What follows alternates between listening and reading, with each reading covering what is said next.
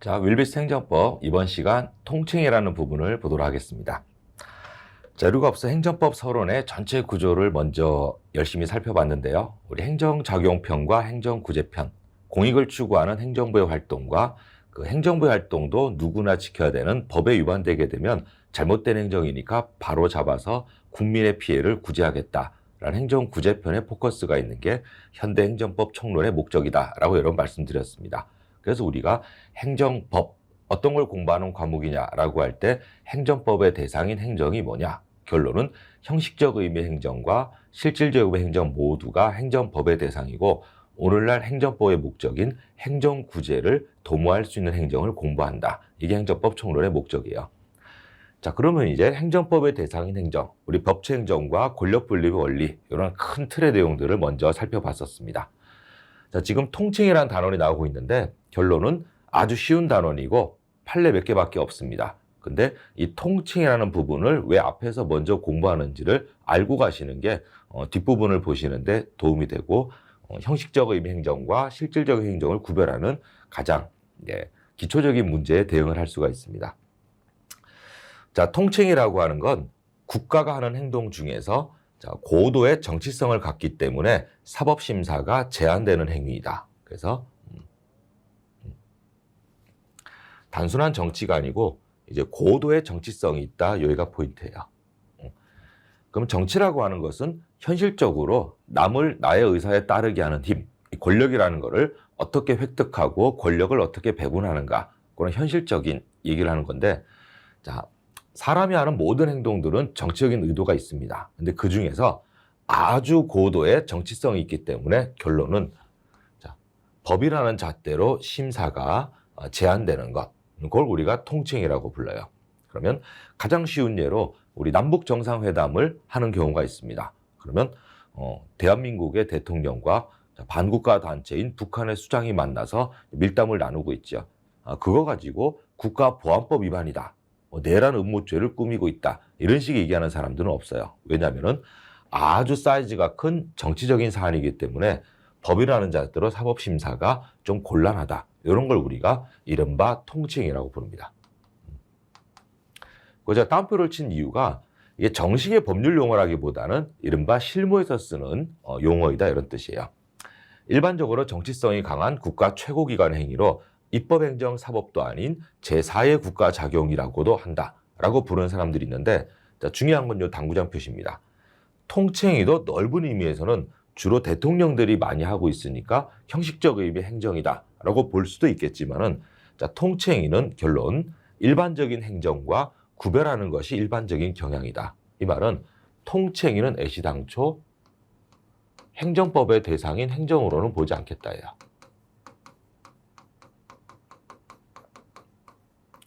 왜냐하면은 법이라는 잣대로 심사 자체가 위법적 법을 논하기가 곤란한 영역이니까 행정구제, 행정이 위법인지 적법인지를 심사하는 사법심사, 그게 행정법의 목적인데 행정법의 대상인 행정으로 보기에는 적절하지 못하다요. 그럼 이 말은 행정구제를 추구하고 있는 현재행정법은 법치행정을 기본 원리로 삼고 있는데 이 통치행위는 법치행정 원리의 예외다, 이런 표현이 나옵니다. 즉 모든 걸 법이라는 것으로 심사할 수 있다, 누구든지 법에 따라야 된다라는 법치국가 원리의 유일한 예외로 논해지는 게 이른바 통치행위다라고 보시면 되겠습니다. 그럼 결론은 다음 중 행정법의 대상인 행정 중에서 실질적 의미의 행정인 것은, 이런 문제가 나오게 되면 일단 통치행위는 무조건 행정법의 대상 행정에서 이제 뺀다라는 거를 시험 푸는 내용으로 알고 계시면 되겠습니다. 자, 그럼 두 번째 보도록 할게요. 자, 통칭위를 누가 할 수 있는가? 주로 대통령이 많이 합니다. 그래서 통칭위는 정부에 의해서 이루어지는 게 일반적이다. 주로 대통령이 많이 합니다. 근데 국회에 의해서도 이루어질 수 있다. 이 말은 국회가 하는 행동 중에서 사법심사가 안 되는 영역이 있다, 이런 뜻이에요. 다만 사법부는 통치 행위를 할 수 있는 주체는 못 된다. 왜냐하면 하는 사람과 그 행동이 옳은지 그른지를 판단하는 것은 구별하는 게 대원칙이에요. 저보고 지금 제 강의를 저보고 평가하라, 판단하라 그러면 제가 무조건 스스로에게 잘했어 라고 객관적으로 심사를 못할 거 아니겠습니까? 따라서 하는 사람과 판단하는 사람은 달라야 되기 때문에 통치 행위를 할 수 있는 주체는 정부와 국회로 보고 있습니다. 뒤집어서 사법부는 통치 행위를 할 수는 없다. 다만 통치 행위 이다 아니다. 그래서 사법심사를 한다 안 한다 판단할 수 있는 건 오로지 사법부만이 할 수 있다라는 내용을 얘기하고 있어요. 자, 판례 보시면 통치행위 개념을 인정한다고 하더라도 과도한 사법심사의 자제가, 이 말은 통치행위를 넓게 인정하게 되면은 사법심사 안 하는 영역이 많아질 거니까 위법적법의 심사 대상에서 빠지는 국가작용이 많게 됩니다. 그러면 법치주의 이념을 구현시켜야 되는 법원의 책임과 임무를 태만히하거나 포기하는 것이 되지 않도록 그 인정을 지극히 신중하게 하여야 한다. 이 말은 통치행위 개념 자체는 우리 실무가들인 판례가 인정하고 있는데 개념을 넓게 보는 게 아니고 아주 좁게 인정하고 있다. 그런 뜻이에요. 결론, 통치행위 인지 아닌지 판단은 오로지 사법부만에 의해서 이루어져야 된다라는 게 우리 판례의 태도이고, 자, 오로지 또는 반드시 이런 말이 나오게 되면은 주로 객관식에서는 틀린 내용이 대부분인데 이건 판례 원문이고 통치행위 판단할 수 있는 건 오로지 사법부만이다라는 게 맞는 지문이니까 거기 유념하시면 되겠습니다. 그럼 이렇게 공부한 우리 통치행위의 기본적인 내용이 실제 문제에서는 어떻게 출제되는가 바로 확인해 보시면은, 자, 오답부터 보겠습니다. 통치행위의 주체, 통치행위를 할 수 있는 사람, 대통령 등 행정부뿐만이 아니고 국회도 통치행위를 할 수는 있다야. 다만 법원의 통치행위도 인정하는 게 일반적이다. 법원은 통치행위를 할 수는 없다 그랬습니다. 그럼 표현을 바꾸면 통치행위의 주체는 통상 정부가 거론되나 국회와 사법부에 의한 통치행위를 인정하는 게 일반적이다. 법원의 의미를 사법부로 바꿨죠. 사법부에 의한 통치행위는 안 됩니다. 법원은 통치행위 할 수는 없다.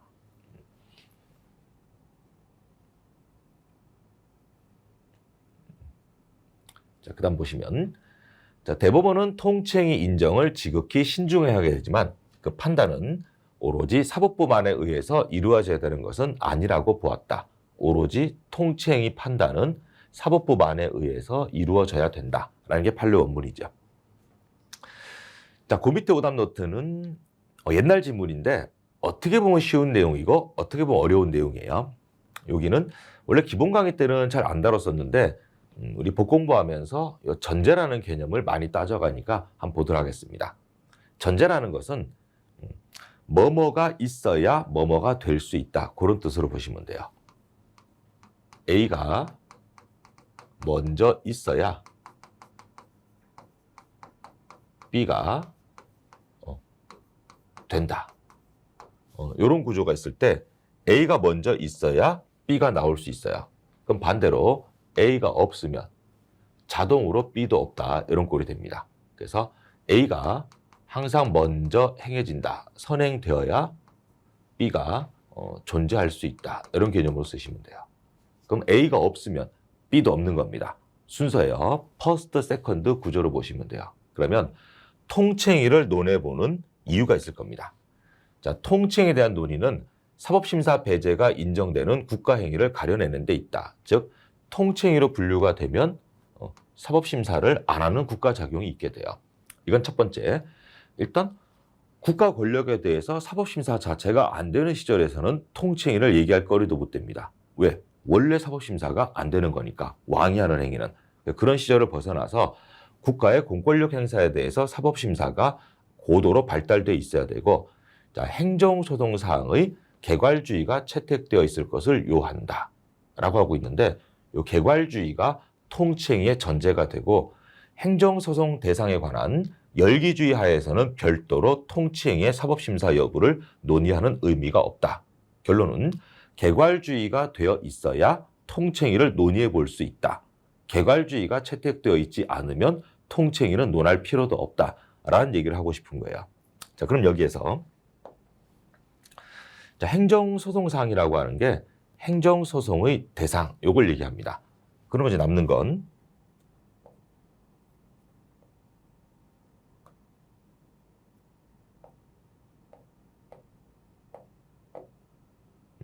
열기주의라는 표현이 나와요. 그럼 개괄주의하고 열기주의를 구별하는 게 지금 현재 목적이 되겠습니다. 그럼 거기에 대해서 잠깐 말씀을 드릴게요. 자, 별도로 판사하는 페이지 하나 펼쳐보시고요. 자, 첫 번째 우리가 지금 보고자 하는 게 이른바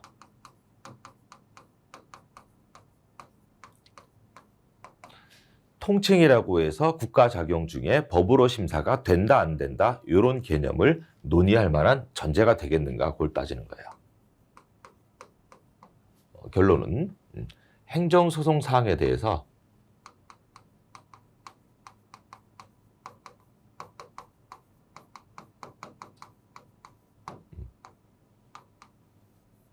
개괄주의가 전제가 되어 있어야 통칭의를 논의해 볼 수 있다 이고, 자, 반대되는 개념인 행정소송 사항에 대해서 열기주의일 때는 통칭의를 논의할 만한 이유가 없다. 그래서 열기주의는 어떤 내용인가, 개괄주의는 뭔가 그걸 보도록 할게요. 자, 어떤 법전이 있습니다. 법전에 어떤 경우에는 A와 B로 하겠다라고 법전에 쓰여져 있어요. 그럼 개괄주의라고 하는 거는 요게 예를 들어준 거예요. 예식. 그러면 성질만 알파벳이라고 하는 성질만 똑같으면 법전에 없는 이름 C나 D로도 된다. 이런 소리가 돼요. 근데 요거를 해석하기를 예를 들어준 게 아니고 A하고 B로만 된다라는 의미로 한정시킨 거. A하고 B로만 된다 이런 뜻으로 해석하게 되면은 법전에 없는 이름 C나 D의 형태는 법에 어긋난 것이고 안 된다 이런 뜻이 돼요. 그러면 예시주의로 보게 되는 게 이른바 개괄주의입니다. 개괄은 넓게 본다 이런 뜻이죠. 개괄적으로. 그래서 법전에 A하고 B라는 이름은 친절하게 예를 들어준 것이고 꼭 A와 B가 아니더라도 A, B와 같은 성질의 것이면은 뭉뚱그려 다 된다라는 뜻으로 개괄주의 또는 예시적 이렇게 표현합니다. 반대로 A하고 B로만 되는 것이다 라고 보게 되면 법전에 나열되어 있다 열자입니다. 기록되어 있다 기자예요. 법전에 나열되고 기록된 것으로만 가능하다. 이 말은 A, B로만 한정을 시켜서 허용된다라는 뜻으로 해석하는 기법이에요. 그래서 예시주의와 한정적, 제한적으로 보는 열기주의 대립이 있는데, 자, 그러면 행정소송상 가장 대표적인 예로 우리 항고소송의 대상인 처분이 있습니다. 그러면 처분은 항고소송의 대상이 된다라고 이제 명시가 돼 있는데, 그게 개괄주의면은 어때요? 처분, 이름이 처분이 아닐지라도 성질만 처분이면은 당연히 사법심사가 된다. 이런 뜻으로 가게 되고, 자, 열기주의는 이름이 처분인 것만 행정소송 대상이 되니까 이름이 처분이 아니면 원래 행정소송이 안 된다야. 그럼 결론, 우리 통칭의 개념을 논의해 보려면은 일단 꼭 법전에 없는 이름일지라도 국가작용이면 일단 사법심사, 행정소송의 대상이 된다라고 전제하고 났더니 그래도 법이라는 걸로는 심사하기가 좀 어려운 게 있지 않냐. 그래서 사법심사가 안 되는 국가작용을 한번 인정해 보자라고 통칭의 논의가 시작이 되는 것이고, 자, 열기주의다라고 하게 되면은 통칭의는 어차피 법전에 없는 개념이야. 우리가 성문법을 만들 때 법치국가 원리를 가장 기본 구조로 삼고 있기 때문에 통칭의가 성문 법전에 이름이 있는 경우는 없어요. 그럼 통칭의는 어차피 법전에 없는 이름이니까 원래 사법심사가 안 됩니다. 그런 경우에는 당연히 사법심사 안 되는 국가작용이 있을 수 있기 때문에 통칭의 개념을 따로 논의할 필요도 없다. 이제 그런 뜻이 돼요. 결론은 개괄주의는 통칭의를 인정하는, 논의해 볼 수 있다. 통칭의 개념을 인정하는 바탕, 전제가 되는 것이고, 열기주의라고 하는 건 통칭의 개념을 부정하는 근거가 됩니다. 왜? 어차피 법전에 없는 이름이니까 통칭의를 논의할 필요도 없고 뭐 그런 내용들이에요. 그래서 개괄주의는 통칭의 전제가 되고, 열기주의 하에서는 통칭의를 부정한다는 뜻이 아니고 통칭의 개념을 논의할 필요도 없다야. 법전에 안 쓰여져 있으니까 원래 사법심사가 안 되는 거니까 별도로 이런 개념을 얘기할 만한 거리도 못 된다 이런 취지예요. 그래서 통칭의는 통칭의 개념을 인정하는 전제가 됩니다. 모든 게 일단 소송의 대상이 될 수 있다라고 바탕을 깔고 나니까 그래도 법이라는 걸로 심사하기에는 좀 곤란한 놈이 있지 않겠냐라고 개념을 인정하는 것이고, 자, 개괄주의는 통칭의 개념을 부정하는 견해의 근거가 됩니다. 모든 걸 사법심사 할 수 있다라고 해놓고 왜 통칭이라는 걸 자꾸 얘기하려고 하느냐. 원래 모든 국가 자격은 당연히 심사가 돼야 되는 거니까 통칭의 개념은 인정할 수 없다라는 이제 근거로 쓰여지는 그런 모습들이에요.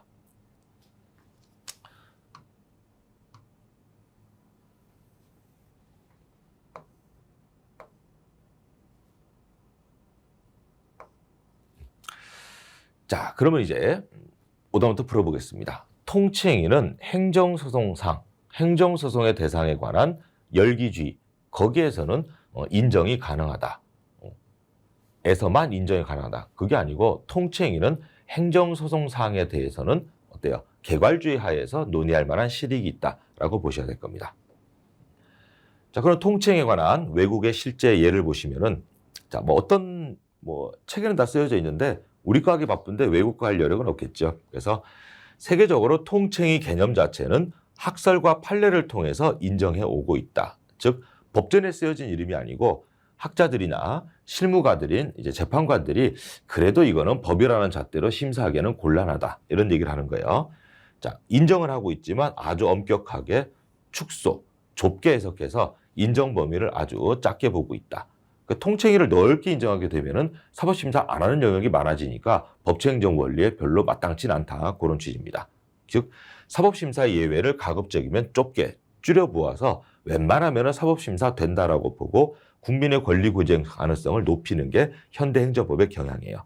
그래서 전통적인 통치행위면은 아주 고도의 정치성이 있으니까 사법심사가 안 한다라고 가야 되는데 오늘날에는 아무리 고도의 정적인 성격을 지닌 것이라도 국민의 기본권을 직접 침해하는 것처럼 중요하게 보일 때는 당연히 심사가 될 수도 있다라는 내용을 우리 판례가 얘기하고 있습니다.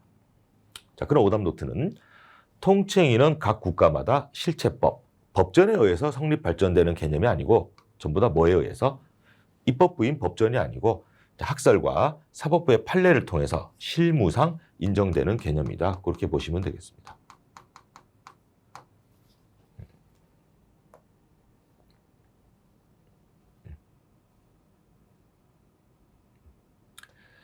자, 그러면 우리 통치행위 인정 여부 보시면은 견해 대립은 항상 있고요. 자, 부정설, 통치행위 개념 자체를 인정하지 말자이니까 당연히 사법심사가 된다라고 보는 견해이고, 자, 통치행위 개념은 인정할 수 있다. 이 견해가 사법심사가 부정되는 국가 작용도 있다. 그래서 우리나라는 아까 개념을 아주 좁게 인정한다 그랬어요. 그럼 이 중에서 근거에 따라서 두 가지로 달라지는데, 자, 권력분립설 또는 내재적 제약설은 사법부의 본질적인 한계로 법으로 못 다루는 게 있다. 이런 견해이면은 사법부 자제설은 법원이 심사할 수 있지만 정치인들을 존중하는 의미에서 사법심사를 좀 참아보겠다. 결론은 똑같아요. 사법심사가 안 되는 국가작용을 인정을 하고 있다. 이렇게 보시면 되겠습니다. 자, 그럼 아까 우리 봤던 것 중에 자, 당연히 헌법이라고 하는 법전에 통칭에 대한 명문의 규정은 없습니다. 다만 헌법 64조 어떤 규정이 있냐면 국회의원의 자격심사, 징계, 제명처분에 대해서는 법원에 소송을 제기할 수 없다라는 규정이 있어요.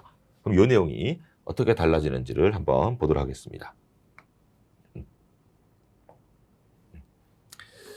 자, 우리 국회의원은 국민들이 직접 뽑습니다. 따라서 한 명 한 명이 전 국민의 대표자이다 보니까 국회의원에 대해서 심사하고 국회의원이라는 입법부 공무원에 대해서 징계, 특히 가장 강력한 징계인 제명 처분을 내려서 국회의원 신분을 없애버리는 이러한 제재 처분들은 전부 다 국회 스스로만 할 수 있어요. 그래서 국회의원의 자격심사는 국회 안에 윤리특별위원회에서 하는 것이고 국회의원 징계 그리고 제명 처분에 대해서는 국회 본회의에서 의결로 해야 됩니다. 그래서 국회 본회의에서 의결을 통해서 A라는 국회의원이 문제가 심각해서 징계 처분 대상이 되고 가장 강력한 징계인 제명 처분 내리게 되면 제명당한 국회의원은 열받을 거예요. 근데 헌법의 규정이 있기를 법원에 소송을 제기할 수 없다라고 돼 있고 법원은 스스로의 한계가 먼저 재판을 시작할 수는 없다 그랬어요. 그러면 이제 국회의원 제명 처분에 대해서는 소송 제기가 안 되니까 결론적으로 법원은 원래 스스로 재판을 시작 못하고 이게 법원에서 심사 못하는 국회에 의한 통칭위가 되는 겁니다. 그래서 통칭위라는 이름은 없어요. 직접 규정은 없는데 이런 국회의원의 징계 제명에 대해서는 국회에 소송 제기할 수 없다라는 헌법 규정 때문에 국회에서 했던 행동이지만 사법심사가 안 되는 이게 국회에 의한 통칭입니다. 근데 비교 판례 보시면 자, 지방의회 의원 징계 의결. 국회의원이 아니고 지방직공무원인 지방자치단체의 지방의회 의원입니다. 여기에서도 징계 제명을 지방의회가 하게 되는데 이거 지방의원의 권리에 직접 법률 효과를 미치는 처분으로 행정소송의 대상이 당연히 된다. 즉 지방의원의 제명은 통칭위가 아니에요. 그래서 당연히 항고송의 대상으로 심사 대상이 되고 비교해서 국회의원의 제명은 이른바 법원에 소송 제기할 수 없도록 헌법에 규정이 있으니까 국회의원 제명은 통칭위 사법심사 안 됨. 정리해 보겠습니다. 비슷하니까 헷갈리기 쉬워서 잘 나와요. 국회의원 제명은 아주 고도의 정치성이 있다. 통칭이에요. 그래서 사법심사가 안 된답니다. 법원에 소송 제기도 못한다. 근데 국회의원이 아니고 지방의원 제명은 이거는 고도의 정치성을 띠는 통칭위가 아니기 때문에 당연히 항고송의 대상인 처분으로 사법심사가 된다. 이런 결론입니다. 잠깐 5단부터 보시면 헌법에 통칭위 자체에 대한 직접적인 명문 규정은 없어요. 헌법재판소는 모든 국가 작용은 마땅히 헌법에 기속돼야 된다. 헌법에 구속이 된다. 이 말은 맞는 말인데 통칭위 관념은 인정할 수 없다가 아니고 통칭위 개념 자체는 헌법재판소도 인정하고 있습니다. 자, 마지막 국회 및 지방의원 의원에 대한 제명 등 징계 의결 처분에 대해서는 법원에 제소할 수 없다. 이거는 국회의원 제명이 법원에 소송 제기 못하도록 돼 있고 지방의원 제명에 대해서는 당연히 항고송을 제기할 수 있습니다. 그래서 되는 거 안 되는 거를 합쳐가지고 안 된다고 했으니까 틀린 지문이 돼요. 자, 그러면 우리 실제 판례를 같이 보면서 연습을 해보도록 하겠습니다. 자, 통칭에 관해서 대법원과 헌법재판소 입장이 있습니다. 이때 대법원 판례인지 헌법재판소 판례인지 그 구별하라는 문제는 이쪽 통칭위 파트에서 나오지 않으니까 유명한 사건을 보시고 결론만 알고 계시면 돼요. 자, 제가 이제 판사하기를 고도의 정치성이 있다. 일단 이거부터 시작이에요. 아주 고도의 정치적 결단을 요구하는 고전적인 통치행위의 성질이 있는가? 이걸 제가 이제 노란색으로 표현할 거예요. 그 다음에 이제 두 번째는 제가 빨간색으로 표시하는 게 고도의 정치성이 있는 통치행위의 성격은 있는데 결론적으로는 사법심사가 되는가 안 되는가? 그걸 제가 이제 빨간색으로 쓸 겁니다. 그럼 전통적인 통치행위는 어떻게 되겠어요? 고도의 정치적 성격이 있으니까 사법심사가 안 된다. 이게 전형적인 통치일 것이고 고도의 정치적 성격 자체가 없으면 이건 통치행위가 아니니까 당연히 사법심사가 된다라는 결론으로 나올 겁니다. 자, 보도록 할게요. 자, 1979년 11.6 사태에 그러면은 김재규 중앙정보부장이 박정희 대통령 암살한 사건이죠. 이 국가 비상사태를 수습하기 위해서 대통령이 계엄을 선포합니다. 고도의 정치적 군사적 성격을 띠는 행위라고 할 것이어서 고도의 정치적 성격이 있는 통칭위 성질이 있습니다. 따라서 사법기관인 법원이 계엄 선포가 정당한지 부당한지를 심사하는 건 사법권 내부에 존재하고 있고 본질적인 한계를 넘어서는 것이 되어 적절하지 못하다. 즉 계엄을 선포하는 그 자체는 고도의 정치적 성격이 있고 따라서 사법심사 못한다라고 하는 전형적인 통칭이에요. 근데 우리 통칭의 개념을 굉장히 좁게 본다고 했으니까 이 비상계엄과 관련된 모든 사건들을 전부 다 통칭위로 넓게 인정해서 모조리 다 사법심사에 면죄부를 준다 이런 취지는 아닙니다. 따라서 이제 우리 판례가 비상계엄 그 자체가 아니고 비상계엄을 하는 과정에서 비상계엄을 확대시키고 국헌문란의 목적을 달성하기 위해 이게 내란죄예요. 법원은 그 자체가 범죄 행위에 대한 여부에 대해서는 심사할 수 있다. 즉 비상계엄 선포 그 자체가 아니고 계엄을 수단으로 활용해서 쿠데타를 벌린 것 자체는 처벌한다라는 사건입니다. 그래서 군인들이 군사반란과 내란을 통해서 폭력으로 정권을 장악한 것, 이게 이른바 군사 쿠데타지요. 범죄 여부는 통치행위에 해당하지 않는다. 따라서 당연히 내란죄로 사법심사에서 전부 처벌시킬 수 있다라고 봤던 그런 내용입니다. 계엄 선포 그 자체는 통치행위고 사법심사 안 한다. 다만 계엄을 하는 과정에서 쿠데타, 범죄로 나아간 행위는 통치행위가 아니어서 당연히 사법심사하고 처벌하겠다라는 사건이에요. 자, 똑같은 구조로 남북정상회담 해체 사건이 있습니다. 아까 처음에 제가 예로 말씀드렸죠. 남북정상회담을 개최하는 그 자체는 고도의 정치적 성격을 지니고 있는 행위, 통치행위여서 특별한 사정이 없는 한 정당한지 부당한지를 심사하는 것은 사법권의 본질적인 한계를 넘어서는 것이 되어 적절하지 못하다. 전형적인 통치행위예요. 사법심사 안 한다.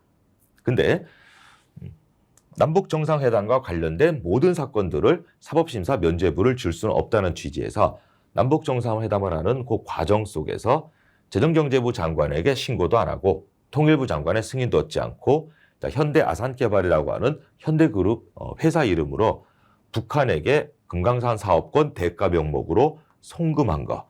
이게 이른바 불법 대북 송금 사건이라고 해서 송금한 행위 자체는 통치행위가 아니다야. 따라서 이거는 당연히 사법심사 대상이 되니까 관련자 모두를 처벌시켰던 그런 내용 되겠습니다. 자, 판례 4번은 옛날 거니까 굳이 안 보셔도 되겠습니다.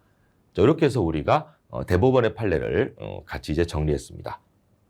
자, 그럼 이어서 이제 헌법재판소에서 다룬 유명한 사건들이 있으니까 거기를 한번 같이 보도록 하겠습니다. 자, 이제 대법원의 판례에 이어서 헌법재판소도 우리 통치행위 여부에 대해서 어떻게 판단했는지 실제 판례를 보도록 하겠습니다. 똑같이 고도의 정치성이 있는 행동인가, 통치행위 인정 여부를 먼저 보고 그 다음 사법심사 된다 안 된다, 그 두 가지 구조로 파악하시면 되겠습니다. 우리 헌법재판소 역시 통치행위 개념은 당연히 인정하는 이제 포지션에 있습니다. 다만 좁게 인정하고 있는데, 통치행위가 그러면 고도의 정치적인 성격이 있더라도 국민의 기본권 침해와 직접 관련이 있으면 이제 헌법소원이라고 해서 국가 공권력의 행사 불행사가 국민의 기본권을 직접 침해할 때는 국민의 기본권 구제를 위해서 헌법재판소가 국가의 공권력 작용을 제어하는 내용이 있습니다. 이게 이른바 헌법소원이라고 부르는데, 우리 헌법재판소가 지금도 삼고 있는 필승의 논리가 국민의 기본권 침해와 직접 관련성이 있으면 당연히 헌법소원으로 심사 대상으로 삼아준다라는 포지션을 띠고 있습니다. 자, 같이 보도록 할게요. 자, 첫 번째, 사면이라고 하는 건 형이 선고된 효력을 상실시키는 게 일반 사면, 그리고 형 집행 면제라고 해서 이미 유죄이고 형벌이 선고되고 우리 교도소에 들어있는 사람인데 중간에 집행을 면제시켜서 꺼내줍니다. 뉴스에서 많이 나오죠. 이른바 특별사면이라고 불립니다.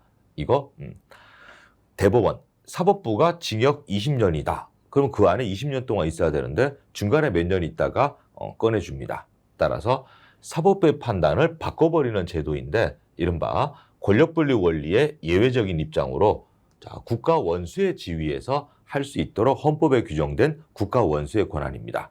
이런 식으로 권력분리 원리의 충돌, 어긋나 보이는 내용들은 행정부 1인자인 대통령의 권한이 아니고 국가 원수의 권한이에요. 다만 우리나라는 국가 원수, 외국을 상대로 대한민국 대표하는 국가 원수의 지위를 대통령이 겸하도록 돼 있으니까 대통령이 뭔가 이제 끝발이 많은 것처럼 보이는데, 행정부 1인자로서의 대통령의 권한이 있고 전 국가를 대표하는 국가 원수의 권한이 원래 분리되어 있는 겁니다. 따라서 사면은 전형적인 사법부 판단을 변경시키는 권력분리 원리에 대한 예외이고, 이거 헌법에 규정된 거니까 당연히 사법심사 안 된다라고 보고 있습니다. 그래서 전형적인 통치행위이고 사법심사가 안 된다라고 봤던 사건이에요.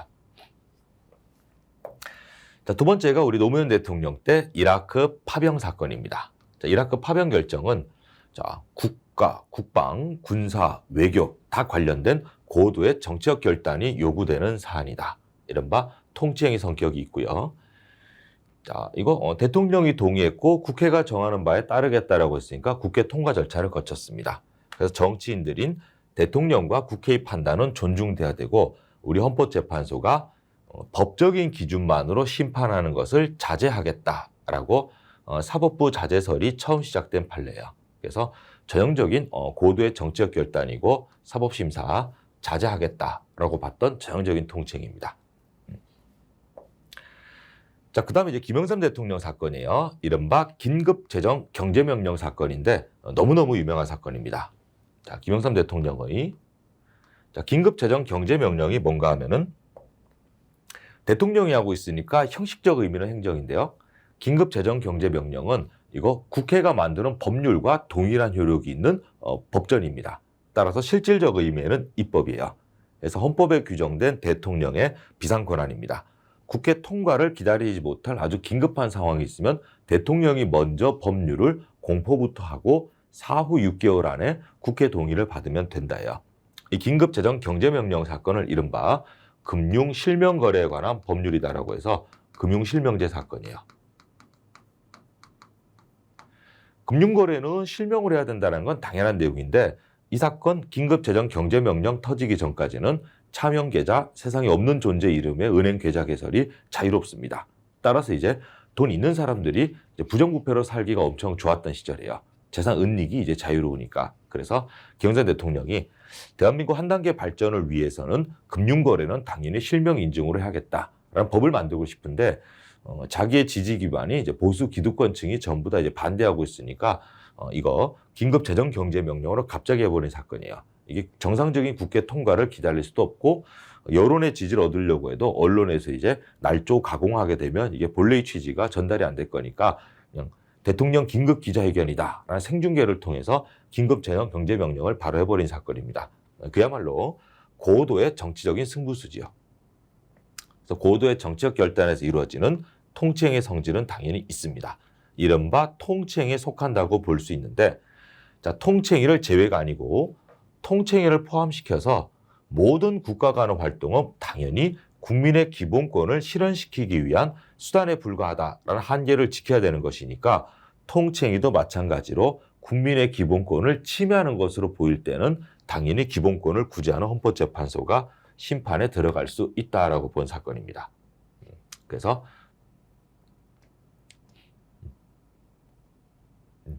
비록 고도의 정치적 결단에 의해서 행해지는 국가작용, 통칭이라고 할지라도 자, 국민의 기본권 침해와 직접 관련되는 경우에는 예외가 아니에요.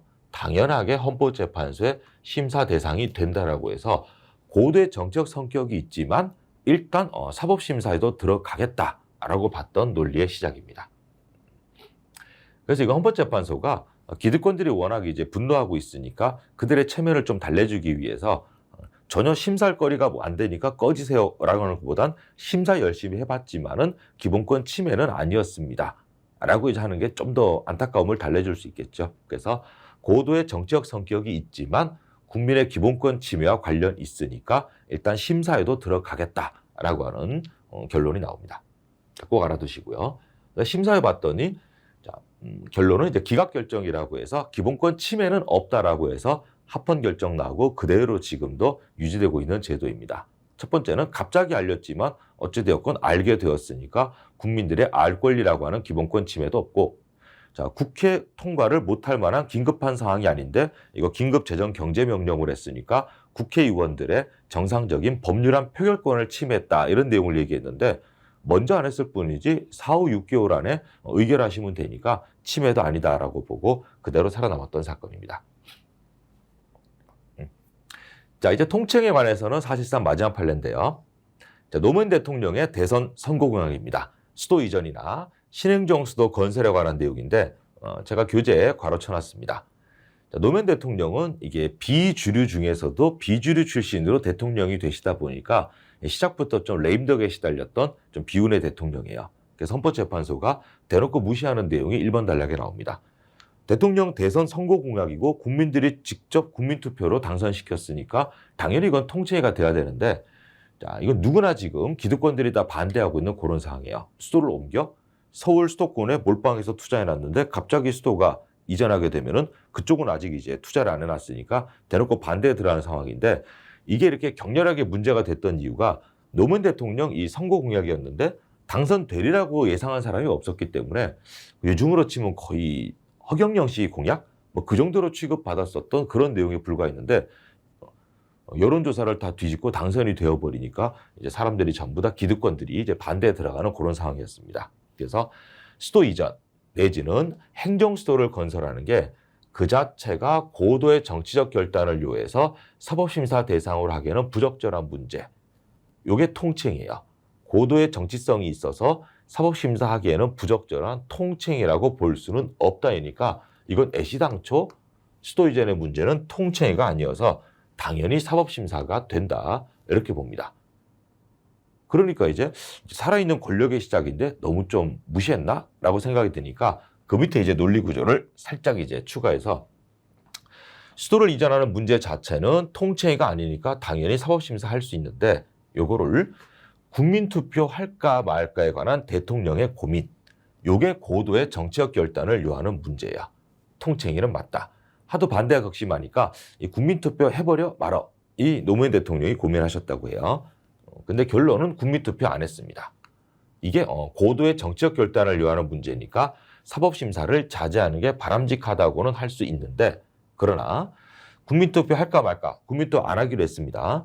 이 대통령의 의사결정이 국민의 기본권 침해하고 직접 관련되는 경우에는 헌법재판소의 심판 대상이 될 수 있다라고 했으니까 결론은 고도의 국민투표 할까 말까는 고도의 정치적인 행위이지만 일단 국민투표권이라고 하는 기본권 침해와 관련이 있어 보이니까 일단 심사에도 들어간다라고 긴급재정 경제명령 사건하고 구조가 똑같습니다. 그 다음에 이제 결론은 이거 위헌이다라고 해서 사법심사하고 헌법 위반이니까 날려버린 사건이에요.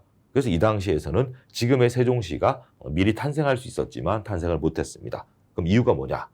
국민투표 안 했어요. 안 하기로 한 게 대통령의 결정인데 결론은 안 한 게 문제 있다. 헌법 위반을 하라고 했으니까 국민투표를 했었어야 된다요. 그럼 이게 왜 수도를 옮기는 게 국민투표를 꼭 했었어야 되냐? 법률을 고칠 때는 국회 통과만 하면 되는데 헌법을 고칠 때는 법률안 개정처럼 국회 통과만은 안 되고 헌법을 바꿀 때는 국민투표를 필수로 해야 됩니다. 그래서 이거 수도를 옮기는 건 헌법을 고치는 사항이니까 국민투표를 반드시 했었어야 되는데 안 했으니까 위헌이다. 그럼 이게 왜 국민투표를 반드시 해야 되는 헌법 개정사항이냐? 우리나라 헌법전에 수도 서울이란 말은 어디에도 없어요. 근데 우리 헌법재판소가 불문이라고 해서 조문 아니지만은 법이 있어요. 그걸 불문법이라고 부르는데 그 중에 하나가 관습법이라는 게 있습니다. 사람들이 행해오던 관습, 습관이 마땅히 지켜져야 되는 법으로 인정될 때는 관습법이 될 수 있는데 이거 수도 서울은 조선왕조 이래로 500년 동안 서울이 수도였었으니까 관습 헌법이다야. 따라서 법전에는 없는 말이지만 관습 헌법 사안이니까 수도를 옮기는 건 헌법을 개정하는 사안이고 국민투표를 반드시 했었어야 되는데 안 했으니까 위헌이다라고 날려버린 사건인데 이게 지금도 헌법재판소의 가장 최악의 정치 판결로 많이 욕을 먹습니다. 이유가 불문법, 관습법이란 말은 있는데 관습헌법, 불문헌법이란 말은 대한민국 법학교과서에 그 어디에도 없던 말이에요. 그래서 신조어까지 만들면서 이거 위헌으로 꼭 만들었어야 했냐 뭐 이런 식의 이제 비판들이 있습니다. 결론은 수도 이전의 문제는 그 자체가 통칭이 아니니까 사법심사가 당연히 되고 국민투표 할까 말까에 관한 대통령의 고민이 고도의 정치적 행동인데 국민투표권 침해와 관련이 있으니까 사법심사 대상이 여전히 된다요. 그 다음에 국민투표 했었어야 되는데 안 했으니까 위헌이다라고 없애버린 사건으로 보시면 되겠습니다. 자, 그럼 이 부분이 내용이 어려우니까 같이 한번 풀어보겠습니다. 신행정 수도 건설이나 수도 이전의 문제는 그 자체가 고도의 정치적 결단을 위해서 사법심사 대상에서 제외되는 통칭이가 아니라고 봤어요. 국민의 기본권 침해와 직접 관련되면 그때는 헌법재판소 심판 대상이 될 수 있지요. 두 번째가 어렵습니다. 헌법재판소는 신행정 수도 건설이나 수도 이전의 문제를 국민투표에 붙일까에 관한 대통령의 의사결정은 사법심사 대상이 되면 이제 고도의 정치적 결단이 되는 사안이라고 봤어요. 국민투표 할까 말까는 고도의 정치적 결단인데 국민의 기본권 침해와 관련되니까 심판 대상이 될 수 있다는 뒷문장은 맞는 말이고 앞에 게 틀린 지문입니다. 자, 이렇게 해서 우리 통칭에 관한 기본적인 판례를 쭉 봤습니다. 자, 나머지 이제 통칭이 아니라고 본 판례들은 못 보던 게 나오면은 통칭이 아니니까 가볍게 보시면 되고요. 자, 어떠한 법률은 국회 통과 과정에서 여야가 맨날 싸우고 있죠. 당연히 법률은 정치적인 쟁점을 담을 수밖에 없습니다. 따라서 법률이 정치적인 문제를 포함하고 있다는 이유만으로 위헌법률 심사라고 하는 사법심사 대상에서 제외되는 건 당연히 아니고요. 자, 중요한 건 요 단어입니다. 자, 서운 취소. 대통령이 건국원장 적다가 박탈하는 서운 취소 결정이 항고소송의 대상인 처분이라고 본 사건이에요. 그럼 행정소송의 대상인 행정처분이니까 당연히 심사가 되는 것이고 통칭해가 아니다 그런 뜻입니다. 비록 서운 취소가 대통령이 국가 원수의 지위에서 행하는 행위라고 하더라도 사법심사를 자제해야 될 고도의 정치성을 띤 행위, 통칭이라고 볼 수는 없다니까 통칭행위성을 애시당초 부정했습니다. 그냥 처분이에요. 자, 한미연합 합동군사훈련입니다. 이거 외국 군대 국방외교와 관련이 있는 문제이지만 매년 연례적, 정기적으로 하기 때문에 이건 통칭행위 자체가 아니라고 보는 거고요. 자, 긴급조치는 따로 시험에 나올 거 없으니까 안 보셔도 되겠습니다. 자, 그럼 이제 우리 통칭행위 한계를 보도록 하겠습니다. 자, 우리 헌법재판소 태도에서 봤듯이 통칭행위도 법에서 자유로운 행위는 아니에요. 통칭행위도 기본권 침해와 직접 관련되면 사법심사를 받으니까 그 점에서 한계가 있는 것이고 항상 정치적인 비판, 여론에서의 비판에선 자유로울 수 없으니까 자, 오답노트. 통칭행위가 법적인 통제에서 자유롭다. 당연히 X고요. 정적인 통제로부터 자유로운 건 아니에요. 통칭이라고 할지라도 오늘날에는 국민의 기본권 침해와 직접 관련성이 있어 보이면 당연히 사법심사 대상이 된다는 점을 기억하시면 되겠습니다. 그러니까 마지막에 통칭행위를 원인으로 발생한 피해를 돈으로 물어달라라는 손해배상이 되겠는가의 논의가 있는데 아직까지는 소급 안 된다고 보는 게 일반적이에요. 왜? 법이라는 걸로 심사 자체가 되냐마냐의 논의가 있기 때문에 돈으로까지 물어지겠다라고 하는 더 한층 발전된 형태의 행정구제인 국가배상은 아직까지는 안 된다라고 보는 견해가 대부분입니다. 자, 이렇게 해서 우리 통칭행위 마무리하도록 하겠습니다. 우리 판례 열심히 봤는데요. 이 통칭행위를 제외하고 앞으로 이어지는 나머지 행정작용들은 전부 다 법치행정 원리의 지배를 받고 당연히 법이라는 걸로 위법적법의 심사를 받는다고 보시면 돼요. 유일하게 법치행정의 예외가 이른바 통칭이었습니다. 수고 많으셨고요. 우리 다음 시간 이제 통칭위를 제외한 나머지 이제 앞으로 행정법을 지배하는 기본 원리인 법치행정 원리에 관해서 보도록 하겠습니다. 수고 많으셨습니다.